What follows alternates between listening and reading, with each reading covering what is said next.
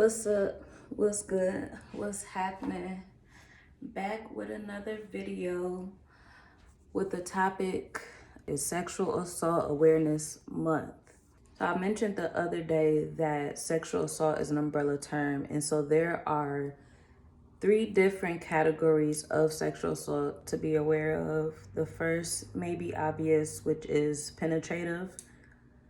The second is exposure or contact of the perpetrator's intimate body parts. So that means unsolicited dick pics is sexual assault.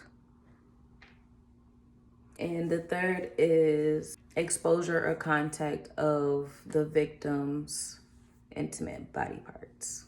Now, we can talk all day about what consent is. We know it is clear, it's freely given, without coercion, without intimidation. If you're underage, you can't legally give consent if you are intoxicated, which means you start slurring words, blurred vision, balance is off, you can't give consent. And also if you're incapacitated, which was like blackout drunk, you can't give consent.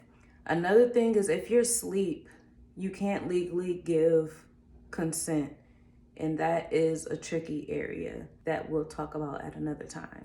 Last is unconscious. I really hope that's a clear and obvious one. But it's always important to talk about what is not consent.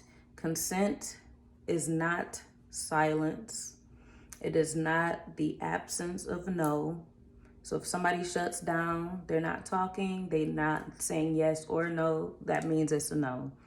Just because you've had sexual encounters before does not give you permission to continue without another discussion. Consenting to one thing does not consent to further things.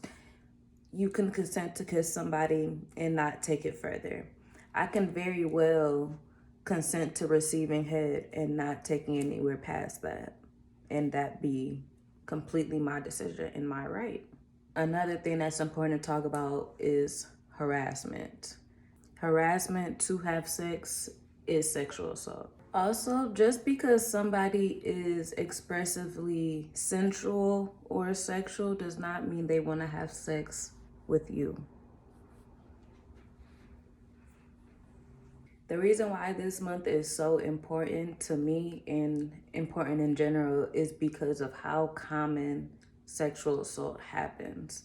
And the even sadder part about it is the people who are the perpetrators, 8 times out of 10 is somebody that the victim knows, whether intimately, personally, deeply, or, at a further distance acquaintance type of family friend.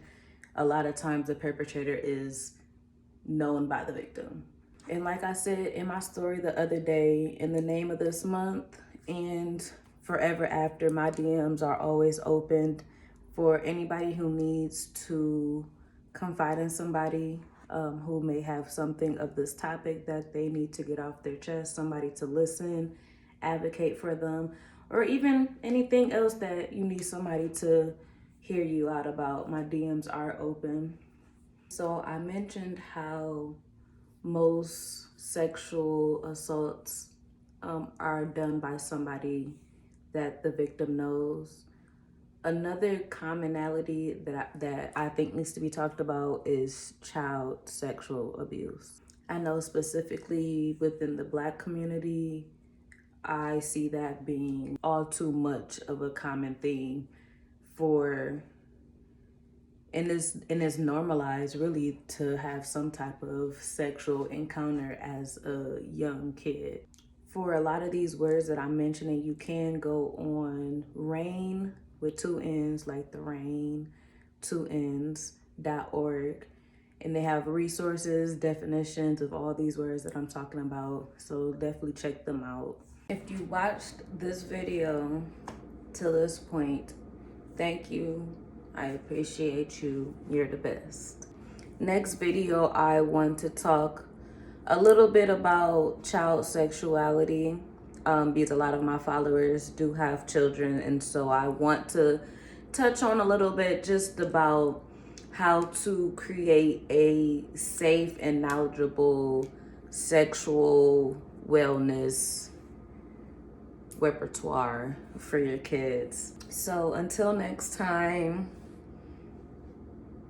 peace, love, and happiness. Good night, goodbye, good evening, whatever time you're watching this video.